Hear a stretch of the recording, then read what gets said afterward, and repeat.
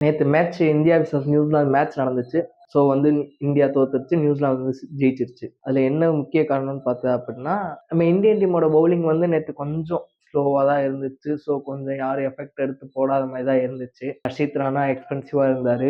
பும்ரா, ஹர்தீப் வந்து கொஞ்சம் விக்கெட் எடுத்து கொடுத்தாங்க. நியூசிலாந்து பேட்டிங் எடுத்துக்கிட்டோம் அப்படின்னா, சைபர்ட்டும் டேவன் கான்வும் நல்லாவே ஸ்டார்ட் பண்ணாரு. அதுவும் சைபர்ட் வந்து எக்ஸ்ட்ரானரியா ஸ்டார்ட் பண்ணாரு.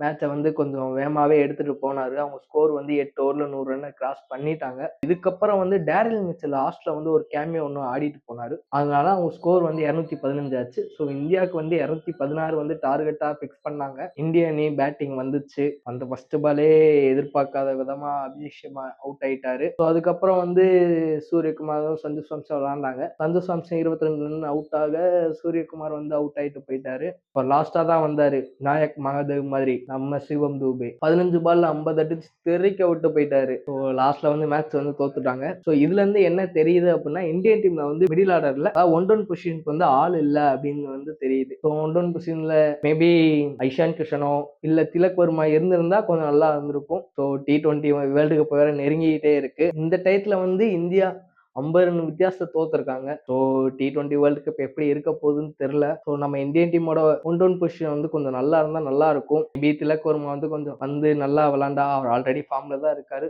ஸோ வந்தா நல்லா இருக்கும். அவர் அதே ஃபார்ம்ல கண்டினியூ பண்ணாருன்னா நல்லா இருக்கும். T20 வேர்ல்டு கப் நெருங்குது. ஸோ எந்தெந்த டீம் எப்படிலாம் ஃபார்ம்ல இருக்காங்கன்னு சொல்லி ஒரு வீடியோ ஒன்று போட்டுருவோம்.